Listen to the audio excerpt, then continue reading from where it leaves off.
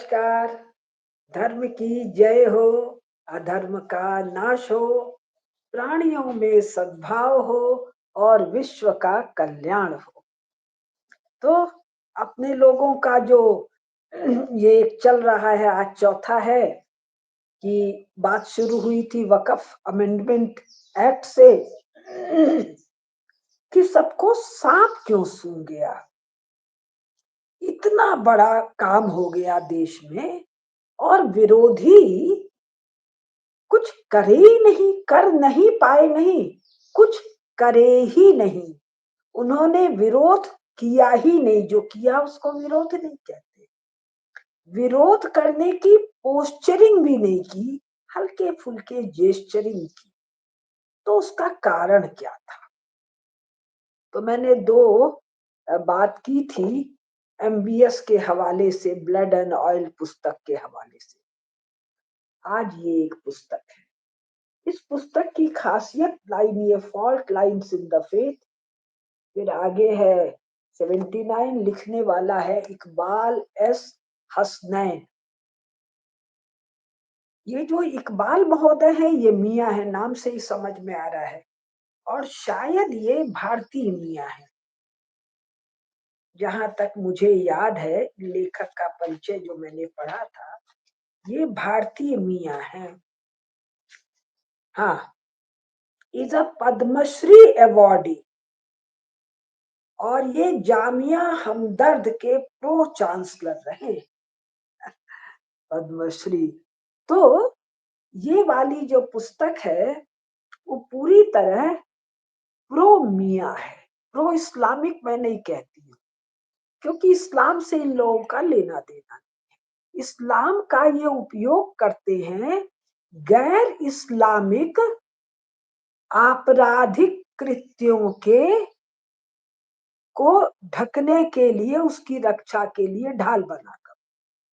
है ये क्या? जिसको कुरान मुनाफिक और मुशरिक कहता है, यानी इस्लाम के विरोधी, जिनके लिए सबसे कठोरतम नरक भी है, वो क्या कहते हैं, जहन्नुम भी है, और कठोरतम दंड भी कुरान में इन लोगों के लिए। तो ये प्रो मुनाफिक, प्रो मुशरिक, और अगर अल तकिया अल गद्दा कहें तो प्रो इस्लामिक लेखक।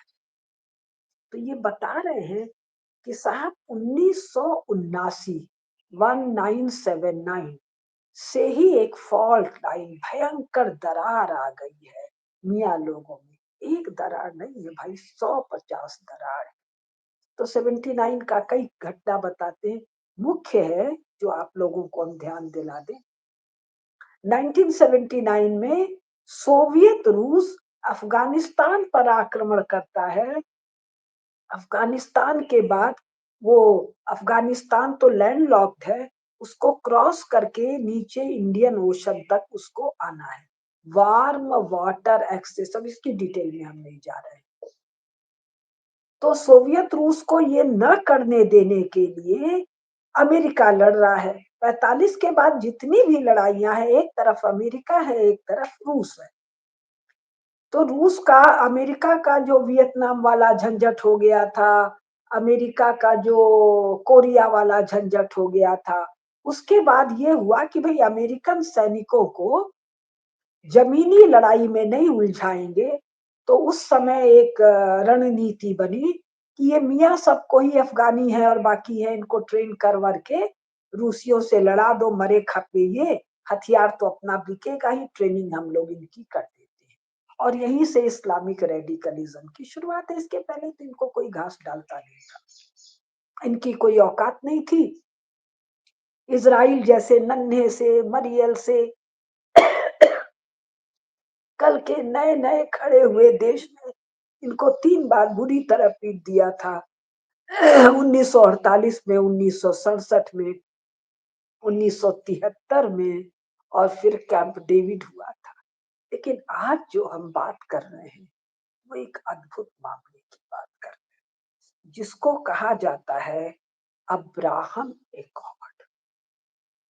अब्राहम मतलब साहब, अब्राहम इनके मूल पूर्वज हैं।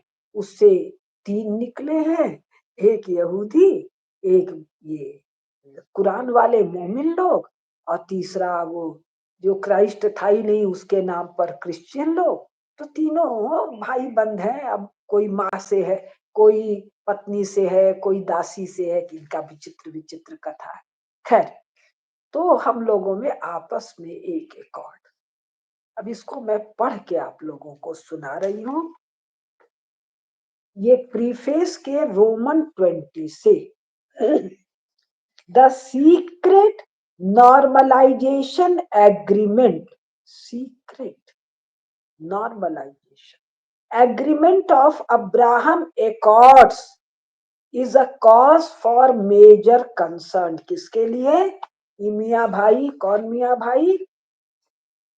जो जामिया हमदर्द न्यू दिल्ली के प्रो चांसलर हैं, कांग्रेसियों ने जिनको पद्मश्री दिया है। Under it Israel will monitor the sea, airports, communication networks, as well as the bank accounts in Emirates. जब ये किताब मैं दिसंबर 2024 में खरीदी, 2023 में खरीद के लाई थी दिल्ली से, और उसी समय 7/1/2024 को मैंने इसको पढ़ा था। 6 तारीख को मेरी माता जी का देहांत हुआ था, और 7 तारीख को मैं इस पुस्तक को पढ़ी। मेरे को और कोई ढंग नहीं आता था शांत रहने का। तो उस दिन मैं इतनी बुरी तरह चौंक गई थी। अब जब माँ को याद किया है तो एक बात बता दूं, माँ 50 साल से मैं अकेले रह रही हूँ। तो माँ सदा कहती थी, देश का काम कर, देश का काम ही धर्म का काम है। तो ये 7 तारीख को एकादशी था। 6 की दोपहर के बाद माँ का शरीर शांत हुआ था, 7 को दाग लगा था। तो उस एकादशी के दिन मैंने ये पढ़ा तो मेरा माथा घूम गया था। इजराइल एमिरेट्स मतलब यूएई, यूनाइटेड अरब एमिरेट्स का सागर यानी जो कोस्ट लाइन है उसको मॉनिटर करेगा, उसके हवाई अड्डों को मॉनिटर करेगा, उसके कम्युनिकेशन नेटवर्क को मॉनिटर करेगा, as well as bank account को भी मॉनिटर करेगा। तो ये सज्जन क्या कह रहे हैं? The 70-year-old Israeli-Palestinian conflict, the main concern of Arab nations, has gone out of their radar. ये भारत के मियाँ के लिए कंसर्न का विषय है। जो अरबी लोगों के लिए, अरब कौन है? यूनाइटेड अरब एमिरेट्स अरब है, ईरान अरब नहीं है, तुर्की अरब नहीं है, पाकिस्तान, बांग्लादेश, अफगानिस्तान भी अरब नहीं है, मलेशिया, इंडोनेशिया भी अरब नहीं है। तो जो एकदम वहीं बैठे हुए अरबी लोग हैं, उन लोगों का मेजर कंसर्न था कि ये यहूदी सब आए और जेरूसलम और उसके आसपास, जिसको बाद में लोग फिलिस्तीन, अंग्रेज में पैलेस्टाइन कहने लगे, वहां से इन सबों, ये सबों को भगा दिया। ये कहते हैं, वास्तविकता इन लोगों ने खुद लिखी है कि वो भाग गए अपने आप 48 की लड़ाई में। उसको नकबा नकब कुछ कहते हैं। तो अब जो 70 साल से अरब के आइडेंटिटी का, जीने का, मरने का मामला था पैलेस्टाइन इशू, ये रहा ही नहीं। क्योंकि पैलेस्टाइन इशू में शत्रु कौन है? इजराइल है। इजराइल इन अरब लोगों का अब रक्षक बन गया। भाई शत्रुता नहीं रहती, तटस्थता हो जाती। तटस्थता से भी एक कदम आगे बढ़ते, थोड़ी मित्रता वित्रता हो जाती। नहीं भाई, ये रक्षक हो गया, इनका गार्ड हो गया। अब आगे पढ़िए। The 70-year-old Israeli-Palestinian conflict, the main concern of Arab nations, has gone out of their radar. Israel will help. Waqf amendment में पोस्चरिंग भी क्यों नहीं हुई? Israel will help in gathering intelligence यानी जासूसी काम and developing military strategy for the Arab nations. Israel अरब देशों के लिए जासूसी का काम करेगा। तो बचा क्या भाई? मियाँ लोग यहूदियों के गोद में जाकर बैठ गए, हमारी रक्षा करो किससे? दूसरे मियाँ से, तुर्किये से और ईरान से। भारत से रक्षा के लिए नहीं गए हैं, फ्रांस और इंग्लैंड से रक्षा के लिए नहीं गए हैं, रूस और अमेरिका से रक्षा के लिए नहीं गए हैं। ये है शिफ्ट, जिसके बारे में भारत के इस्लामिक मामलों के जानकार, जिहादी मामलों के जानकार, मैंने उनको बोलते नहीं, हाँ ज्ञान तो अवश्य होगा। Bahrain Sunni rulers have always feared the Shiite majority in the country. कमाल का बात है। बहरीन पिद्दी न पिद्दी का शोरबा, उसका जो रूलर है वो अपनी प्रजा से आतंकित है। रूलर सुन्नी है, मियाँ है। शिया शिया भी मियाँ है। मियाँ मियाँ से आतंकित है। क्यों? इनकी लड़ाई आपसी सांप नेवले की लड़ाई है। भारत में चर्चा नहीं है। भारत में जो हिंदुओं में शत्रु बोध का अभाव बताते हैं, उनको शत्रु के ऐसे भीषण भीषण कमजोरी, जिसको मियाँ फॉल्ट लाइन कहता है, जिसके लिए वो शत्रु की शरण में चले जाते हैं, उसका बोध नहीं है। और ये स्ट्रेटेजिक थिंकर बनने वाले हैं या सोचते हैं कि वो है। Israel's intelligence surveillance will help them in governance. कमाल की बात है भाई। बहरीन वाले अपने illegal, artificial, arbitrary nation state में गवर्नेंस के लिए जो जासूसी काम, जो जासूसी जानकारी चाहिए, वो इजराइल उनको जुटा के देगा, जिससे वो शिया लोगों की चटनी बनाएंगे। Another long-term enemy of Israel is the Hamas, the militant group that runs Gaza. ये पुरानी किताब है। अब हमास उमास कहाँ है, खत्म हो गया। It is an offshoot of the Muslim Brotherhood. Muslim brotherhood कहाँ है? मैंने पहले वाले में बताया, इजिप्ट से निकला था, इजिप्ट का था। One of the main and common enemies of the Arab monarchy. लो भैया, मुस्लिम ब्रदरहुड शत्रु है इस्लामिक मोनार्कीज का। अब ये बात दूसरी है कि ना ये इस्लामिक है और ना ये मोनार्की। कारण कुरान में तो किसी मोनार्की की चर्चा नहीं है। तो अगर कोई मोनार्की होती तो वो इस्लामिक नहीं हो, और मोनार्की यहाँ है नहीं। ये जो क्राउन प्रिंस है, क्राउन कहाँ है भाई? सिंहासन कहाँ है भाई? कोरोनेशन जो होता है, राज्यारोहण, राज्याभिषेक, तो राज्य कहाँ है भाई? हम लोग आगे पढ़ेंगे, सुनेंगे इन लोगों को। ये राज्य जाने वाले हैं।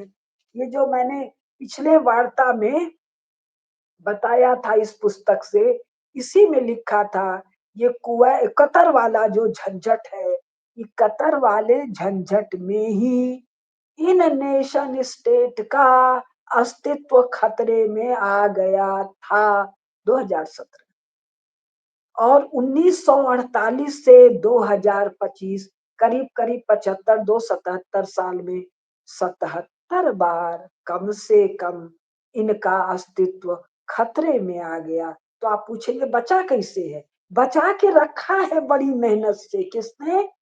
इंग्लैंड ने, फ्रांस ने, इजराइल ने, अमेरिका ने, रूस ने क्यों बचा के रखा? वो चारों भी आपस में लड़ रहे हैं। तो आपस में चारों लड़ते को एक-एक टुकड़ा चाहिए। और राज्य क्यों चाहिए, मोनार्की क्यों चाहिए? तब 4 से बात करके काम हो जाता है। ऐसे पता नहीं हम ये झौवा भर लोगों से बात करना पड़ेगा। तो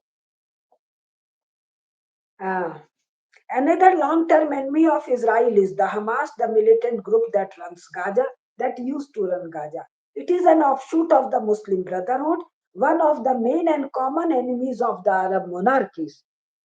Mossad, Israel's intelligence agency, will get complete access to intelligence gatherings of the Arab monarchies in the Gulf region. जब ये हालत घर में है, तो बाहर के, भारत के, पाकिस्तान के, बांग्लादेश के ये कन्वर्टेड मियाँ लोगों की कौन पूछ रहा है? कौन औकात बचा है? लाइफ लाइन तो वहीं से जुड़ा था, वहीं से पैसा आ रहा था, वहीं से फंडिंग था, वहीं से डिप्लोमेटिक कवर था। वो लोग इजराइल शरणम गच्छामि हो चुके हैं।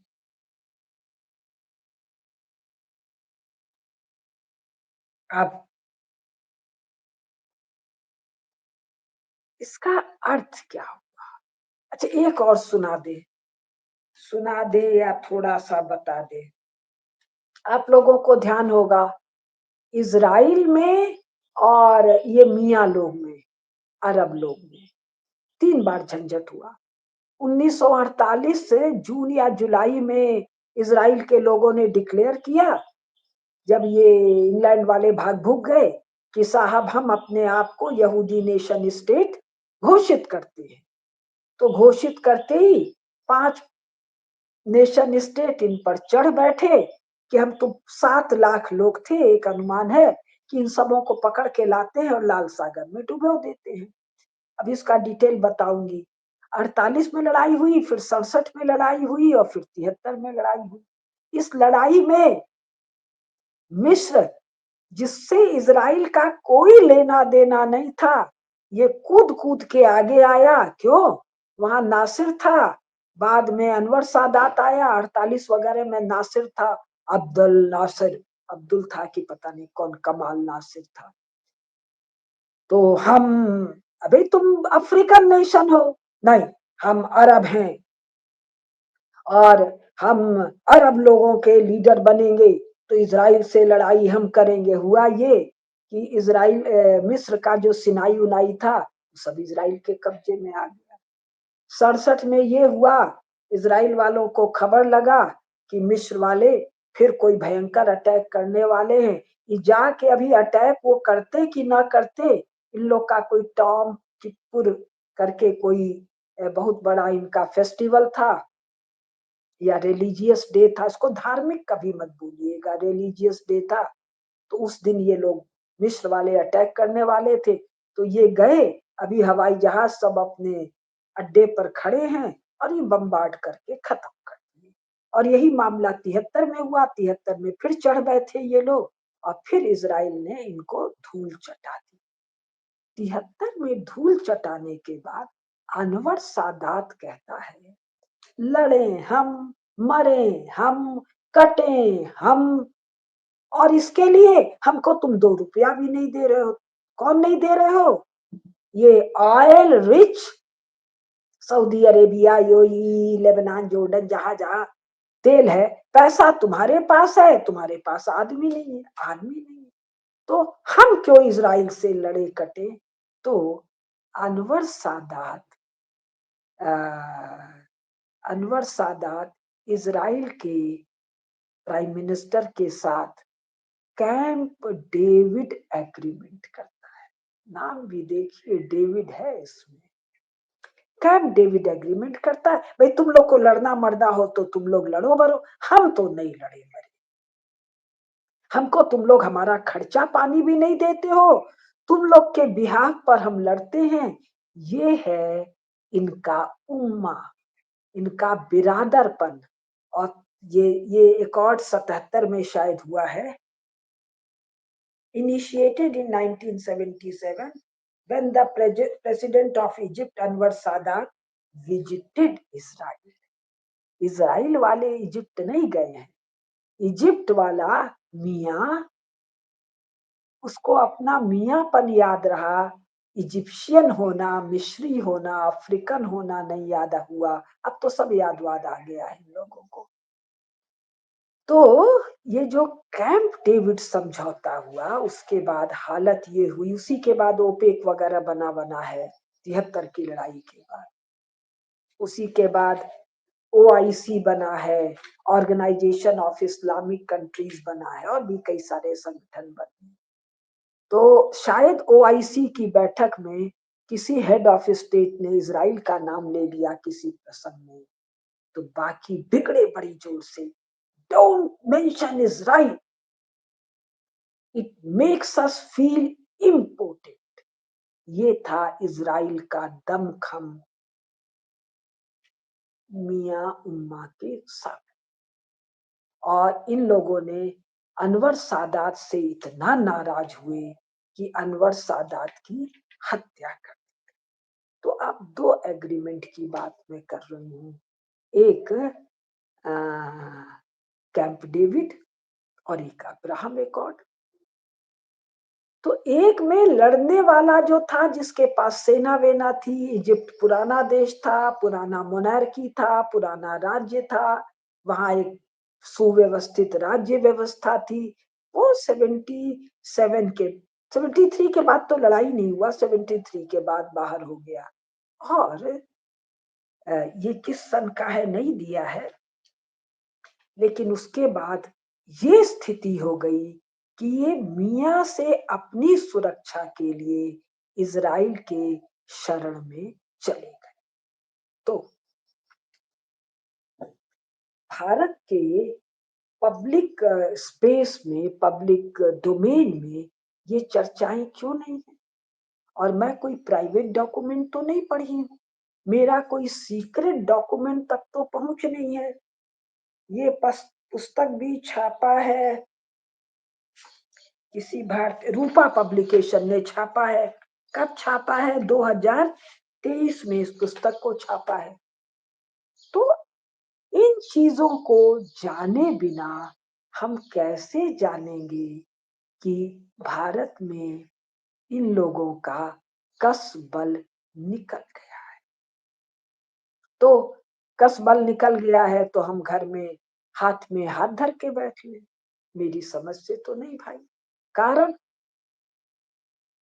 कम से कम 1947 के बाद और उसके पहले अंग्रेजों के समय कांग्रेसियों ने ये जो फ्रीक मिया एलिमेंट को मदरसों में और भी कई मार्फत से जो पेट्रोनेज दिया, जो नर्चरिंग की, जो नर्सरी, जो नरिशिंग की, उसके कारण नवयुवकों की फौज मियाँ लोगों ने तैयार की।